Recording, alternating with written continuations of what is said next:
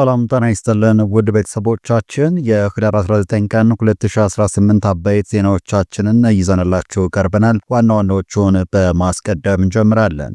ህወሓት ከመጪው ምርጫ በፊት ህጋዊ ሰውነቱ መመለስ እንዳለበት ገለጸ። ከመቀለ ጥብቅ መግለጫ ተሰጥቷል፣ እንመለከተዋለን። በምስራቅ ወለጋ በታጣቂዎች ተፈጸመ በተባለ ጥቃት አንድ የኦሮሚያ ክልል አቃቢ ህግ ሲገደል 3 አቃቢ ህግ ታግተዋልም። አሳዛኙን ዜናንም በጥንቅራችን ተይዟል። በከባድ የሙስና ወንጀል ምርመራ የተጣራባቸው 11 ተጠርጣሪዎች ክስ ተመስርቶባቸው ወደ ማረሚያ ቤት መውረዳቸውን የኢትዮጵያ ፌዴራል ፖሊስ አስታወቀ። በሙስና የተጨማለቁት ቱባ ባለስልጣናት እነማን ናቸው? እንነግራችኋለን። በሌላ በኩል ከ100 ቢሊዮን ብር በላይ በመሰወር ወንጀል የተጠረጠሩ የስፖርት አወራራጅ ድርጅት ባለቤቶችና ተባባሪዎቻቸው በቁጥጥር ስር ውለዋል። የበርካታ ኢትዮጵያንን ህይወት ስላመሰቃቀለው ቁማርም የምንላችሁ ይኖረናል። ወደ ዝርዝሮቹ እናልፋለን። በከባድ የሙስና ወንጀል ምርመራ ይጣራባቸው 11 ተጠርጣሪዎች ክስ ተመስርቶባቸው ወደ ማረሚያ ቤት መውረዳቸውን የኢትዮጵያ ፌዴራል ፖሊስ አስታውቋል። በሙስና የተዘፈቁት ቱባ ባለስልጣናትም የሚከተሉት ናቸው። አንደኛም ተከሳሽ አቶ ክፍሌ ወልደ ማርያም ጋው የኢትዮጵያ የግብርና ስራዎች ኮርፖሬሽን ዋና ስራ አስፈጻሚ የነበሩ ሲሆን ሁለተኛው ደግሞ ተከሳሽ አቶ ወልዳ በደምሴ ክብረት በኢትዮጵያ የግብርና ስራዎች ኮርፖሬሽን የግብርና ግብአት ምርትና አቅርቦት አብይ ዘርፍ ምክትል ዋና ስራ አስፈጻሚና የአፈር ማዳበሪያ ገዢ ኮሚቴ ሰብሳቢ የነበሩ። ሶስተኛ ተከሳሽ አቶ ተንሳይ ሜጃ ወልደ ስላሴ በኢትዮጵያ የግብርና ስራዎች ኮርፖሬሽን የኮርፖሬት ሀብት አመራር ዘርፍ ምክትል ዋና ስራ አስፈጻሚና የአፈር ማዳበሪያ ገዢ ኮሚቴ አባል ነበረ። አራተኛ ተከሳሽ ወይዘሪት መንበረ ኃይለማርያም ነጋሳ በኢትዮጵያ የግብርና ስራዎች ኮርፖሬሽን የኮርፖሬት ፋይናንስ ዘርፍ ምክትል ዋና ስራ አስፈጻሚና የኮርፖሬሽኑ የገዢ ኮሚቴ አባል ነበረች። አምስተኛ ተከሳሽ አቶ ሚሊዮን ገረመው እሸቱ በኢትዮጵያ የግብርና ስራዎች ኮርፖሬሽን ከፍተኛ የግዢ ባለሙያና የአፈር ማዳበሪያ ገዢ ኮሚቴ አባልና ጸሐፊ ነበረ። ስድስተኛ ተከሳሽ አቶ ሰለሞን ገብሬ መላክ በኢትዮጵያ የግብርና ስራዎች ኮርፖሬሽን የግብርና ምርት ማሳደጊያዎች አቅርቦት ዘርፍ ስራ አስፈጻሚ፣ የኮርፖሬሽኑ የአፈር ማዳበሪያ ግዢ ኮሚቴ አባል፣ የብሔራዊ የአፈር ማዳበሪያ ግዢ ኮሚቴ ጸሐፊ ነበረ። ሰባተኛ ተከሳሽ አቶ መንግስቱ ተስፋላቀ በኢትዮጵያ የግብርና ሚኒስቴር የግብዓት አቅርቦት መሪ ስራ አስፈጻሚ፣ የብሔራዊ የአፈር ማዳበሪያ ግዢ ቴክኒካል ኮሚቴ ሰብሳቢ ነበረ። ስምንተኛ ተከሳሽ አቶ ዘላለም ዳኜ ሮሬሳ በኢትዮጵያ የግብርና ስራዎች ኮርፖሬሽን ግብዓት ግዥና ትራንዚት ክፍል ስራ አስኪያጅ ነበረ። ዘጠነኛ ተከሳሽ ካፒቴን ወንደሰን ካሳም አሰፋ የኢትዮጵያ ባህር ትራንስፖርትና ሎጂስቲክስ ምክትል ስራ አስፈጻሚ ነበረ። አስረኛ ተከሳሽ አቶ ጸጋዬ በረሃም ኪዳኑ በኢትዮጵያ ተስማሚነት ምዘና ድርጅት የኢንስፔክሽን ዳይሬክቶሬት የነበረ። 11ኛ ተከሳሽ አቶ አለባቸው ሞልቶስ ዳኜ የኢትዮጵያ ተስማሚነት ምዘና ድርጅት የጅቡቲ ቅርንጫፍ ጽሕፈት ቤት ኃላፊ ነበረ። በወንጀል ድርጊቱ ተጠርጥረው ክስ የተመሰረተባቸው እነዚህ ተከሳሾች በጋራና በተናጠል የተሰጣቸውን ስልጣን ያለ አግባብ በመጠቀም የክልል መንግስታት ለኢትዮጵያ ግብርና ስራዎች ኮርፖሬሽን የዓለም አቀፍ የአፈር ማዳበሪያ ግዢ እንዲፈጽም የሰጡትን ውክልናና የኮርፖሬሽኑ የስራ አመራር ቦርድ ውሳኔዎች፣ የግዢ መመርመሪያዎች፣ ውሎችና ድንጋጌዎችን በመጣስ ነበር ወንጀሉን የፈጸሙት። ተከሳሾቹ የተጋገረውን ማዳበሪያ ማስከስከሻ ወጪ 204,000 የአሜሪካን ዶላር ያለ አግባብ በመክፈል ከመቀለ መርከብ ጊር ተነቀለ በማለት ኮርፖሬሽኑ 100,000 የአሜሪካ ዶላር ተጨማሪ የማጓጓዣ ወጪ እንዲያወጣ በማድረግ ጥራት የሌለው ማዳበሪያ የተጓጓዘበት ወጪ 39,992,860 የአሜሪካን ዶላር ጨምሮ በድምሩ 40,296,860 የአሜሪካ ዶላር ወይም 5,680,857,260 በመመዝበር በህዝብና በመንግስት ላይ ጉዳት በማድረሳቸው የኢትዮጵያ ፌዴራል ፖሊስ በዋናነትም በወንጀል አድራጊነትና ተካፋይ በመሆን በፈጸሙት ከባድ ሙስና ወንጀል የምርመራ መዝገብ አጣርቶም በፍትህ ሚኒስቴር ለአቃቤ ሕግ ከላከ በኋላ ተጠርጣሪዎቹ ላይ ክስ ተመስርቶባቸው ወደ ማረሚያ ቤት እንዲወርዱ መደረጉን ገልጿል።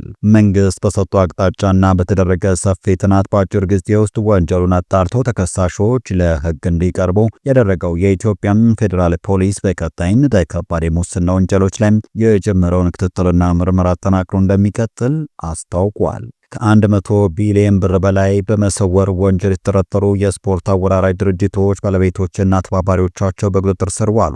ለመንግስት ገቢ መሆን የነበረበትን ከ100 ቢሊዮን ብር በላይ በመሰወር ወንጀል የተጠረጠሩ የስፖርት አወራራጅ ድርጅት ባለቤቶችና ተባባሪዎቻቸው በቁጥጥር ስር ውለዋል። የብሔራዊ መረጃና ደህንነት አገልግሎት ለፋና ሚዲያ ኮርፖሬሽን በላከው መግለጫ እንደተመለከተው በቤቲንግ ስፖርት አወራራጅ ድርጅቶችና ፊንቴክ ወይም አግሪጌተር በተባሉ የገንዘብ ክፍያ ስር አቅራቢ ተባባሪ ተቋማት ዙሪያ ጥናትና ክትትል ሲከናወን ቆይቷል።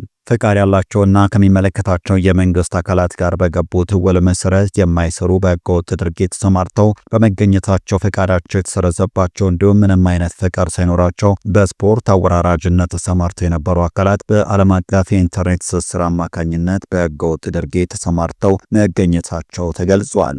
የብሔራዊ መረጃና ደህንነት አገልግሎት፣ የፋይናንስ ደህንነት አገልግሎት፣ የኢትዮጵያ ፌዴራል ፖሊስ፣ የአዲስ አበባና የድሬዳዋ ከተማ አስተዳደሮች የጸጥታ አካላት እንዲሁም በህብረተሰቡ ትብብር አማካኝነት 24 ተጠርጣሪዎች በቁጥጥር ስር መዋላቸውን መግለጫው አስታውቋል። በተለይም በህጋዊነት ሽፋን ፈቃድ ያወጡት ድርጅቶች ላይ ክትትል ለማድረግ ሙከራ በተደረገበት ወቅት ሁሉም ፈቃድ ሲያወጡ ይዘውት ከነበረው ቢሮም መልቀቃቸውና አድራሻቸውን መሰወራቸው ተረጋግጧል። የቤቲንግ ስፖርት አወራራጅ ድርጅቶቹም ፊንቴክ ወይም አግሪጌተር ተብለው ከሚጠሩ የፋይናንስ ስርዓቶች ከሚያሳልጧቸው የሀገር ውስጥ የክፍያ ስርዓት አቅራቢ ተቋማት ጋር በመመሳጠር በአጠቃላይ ሲያንቀሳቅሱት ከነበረው የገንዘብ መጠን መንግስት በተለያዩ የገበያ አማራጮች ማግኘት የነበረበትን 100 ቢሊዮን ብር በላይ መሰወራቸው እንደተደረሰበት አመላክቷል። የቤቲንግ ስፖርት አወራራጅ ድርጅቶቹ በተለያዩ የገንዘብ ክፍያ ስርዓቶች አማካኝነት የሚሰበስቡትንና የሚያዘዋውሩትን የገንዘብ መጠን ያማከለ ግብር አለመክፈላቸውን እንደተደረሰበት የጠቆመው መግለጫው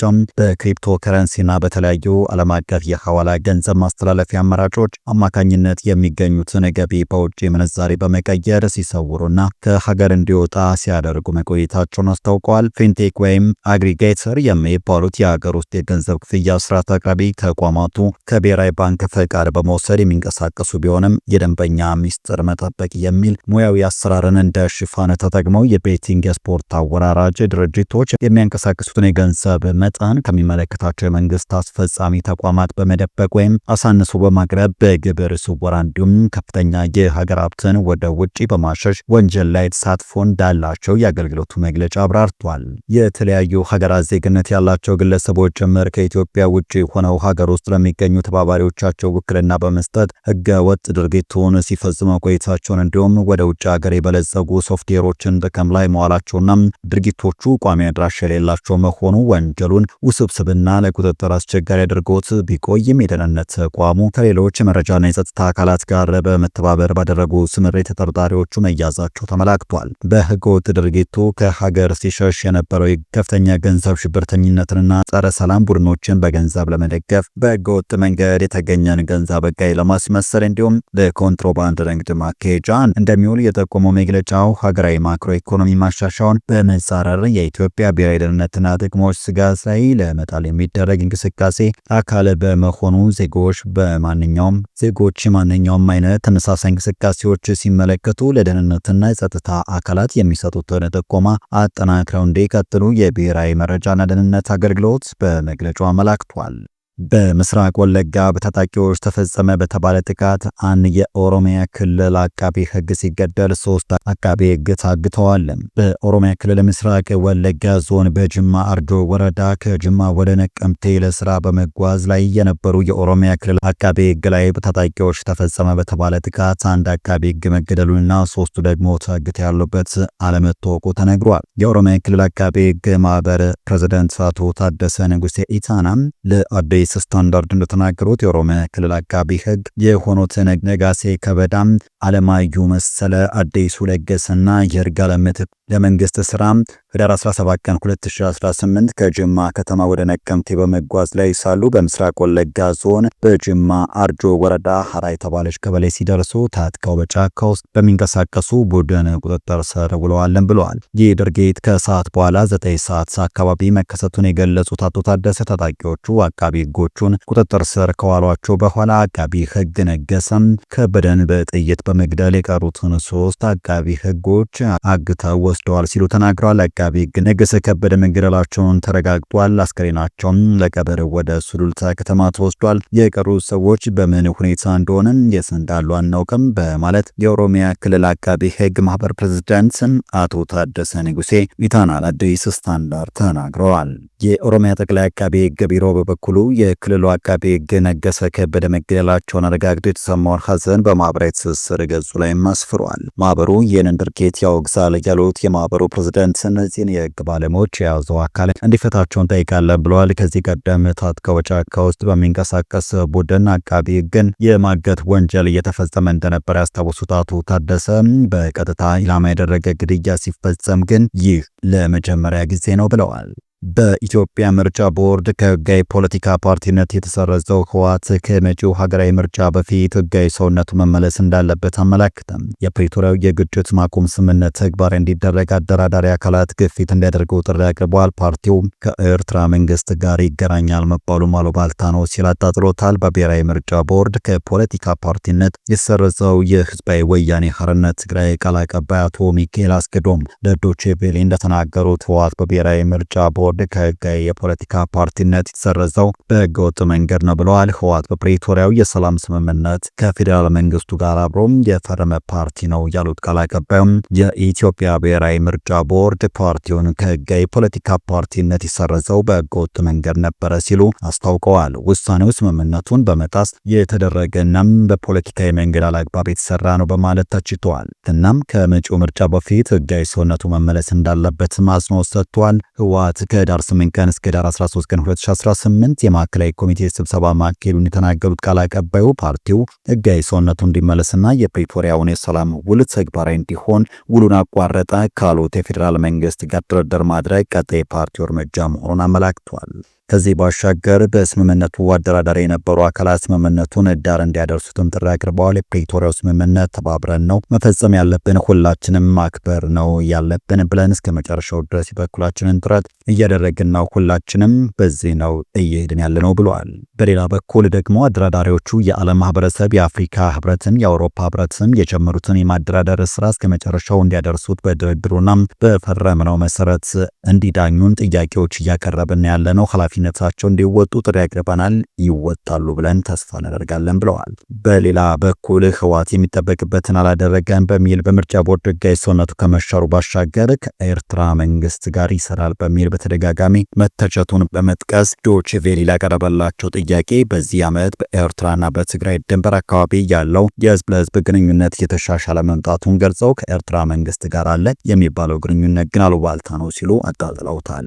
አሉባልታ ነው በተደጋጋሚ መግለጫ ሰጥተንበታል። በዚህ ዓመት የህዝብ ለህዝብ ግንኙነት በተሻሻለበት ሁኔታ ነው ያለው። በድንበር አካባቢ ያለው ህዝብ እየተወያየ እየተጠያየቀ ይገኛል። እሱንም አንቃወምም እንደግፋለን ብለዋል። ምክንያቱም ከመነሻ ዓላማችንም ከህዝብ ጋር ያለን ግንኙነት በተጠናከረ መልኩ እንዲቀጥል ነው። ከሁሉም ህዝቦች ጋር ከኤርትራም ህዝብ ይሁን ከሱዳን ህዝብ ይሁን ከአማራም ህዝብ ይሁን ከአፋርም ከሁሉም ብሔር ብሔረሰቦች ጋር የህዝብ ለህዝብ ግንኙነት እንዲጠናከር እንፈልጋለን ብለዋል። በዚህም ያለን አቋም ጽኑ ነው ካሉ በኋላም ከዚህ አልፎ ግን ከኤርትራ መንግስትም ሆነ ከሻዕቢያ ጋር ተገናኝተን ያደረግነው ውይይት የለም፣ ያደረግነውን ስምምነት የለም ሲሉ ተናግረዋል።